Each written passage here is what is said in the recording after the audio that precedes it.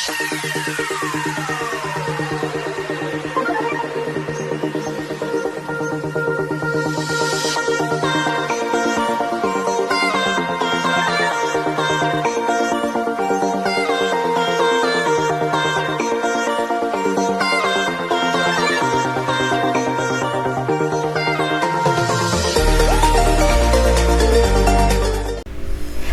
everyone! I'm Teacher Margie. Tapos nyo na bang gawin ang National Inventory Report ng school? Sa video na ito, tuturuan ko kayo kung paano i-upload ang Inventory Report ng National Inventory 2025. So bago natin umpisahan yung paggawa ng report ng inventory, kailangan nating i-download lahat ng materials para guide natin sa ating paggawa. Ayan, sa link na yan. Then, syempre, kailangan nating naka-login or sign in sa ating NID system. So, paano ba tayo nag-login? So, dyan sa website na yan, yung nid.deped.gov.ph. So, i-require na magla-login ka. So, using your school ID _ at saka yung username ng inyong school head sa LIS. Kung naka-login ka naman na, i-require ka ulit na palitan yung password. Ayan. So, nakalagay dyan sa screen kung paano. So, tandaan natin, ang system natin is kung minsan medyo mahirap mag-login kasi parang sa LIS din yan na maraming gumagamit. Ayan, kaya kung minsan error ang pagla-login or bad gateways, ganon. So, try and try palagi. Kung successful naman na yung pag-login ninyo, pwede nyo nang i-download yung template doon sa portal. At kung tapos na, pwede nyo nang i-upload. So, ito naman yung advisory ng National Inventory natin. So, sino yung prepared by na ilalagay natin sa baba? Ang school head daw. Then, doon sa validated naman, kung sino yung representative ng external stakeholder. Ayan. So, yan yung mga ilalagay po natin na prepared and validated by. Ayan.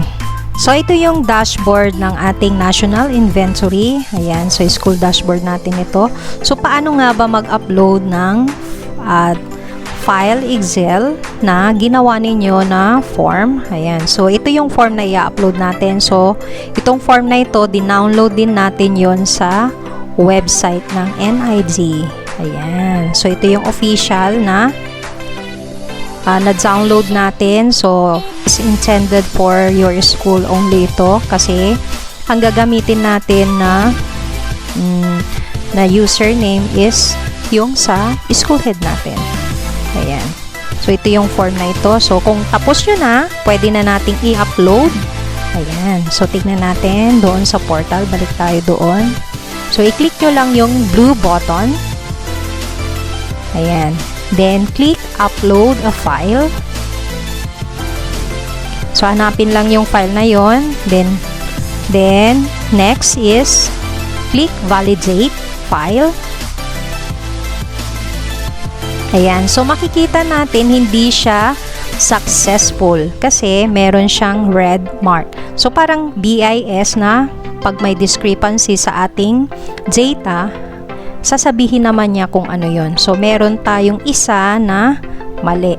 So, saang part yon? So, ipapakita naman niya kung saang part. So, infrastructure. So, merong isang missing kasi lahat dapat ng mga doon na question is kailangang i-fill out natin. So, other documentation type. So, balik tayo doon sa form natin. Sa infrastructure. Ayan. So, tignan natin ano yung pagkakamali natin na hindi natin na-fill outan sa infrastructure.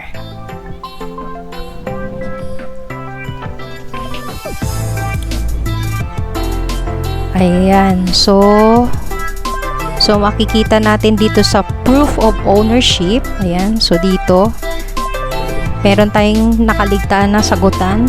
So, proof of ownership if others on item 76. So, ang proof of ownership ng aming school is tax declaration lang.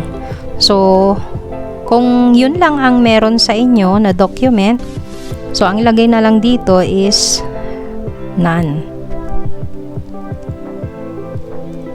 Ayan.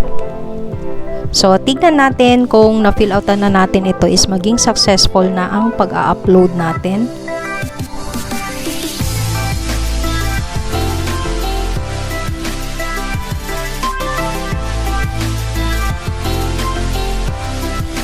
Ayan. So, nakita nyo doon, may discrepancy kanina na may hindi ako na-fill outan. Ngayon, nung nilagyan ko na, validation successful na siya. So, ganun lang kasimple yung pag-a-upload natin.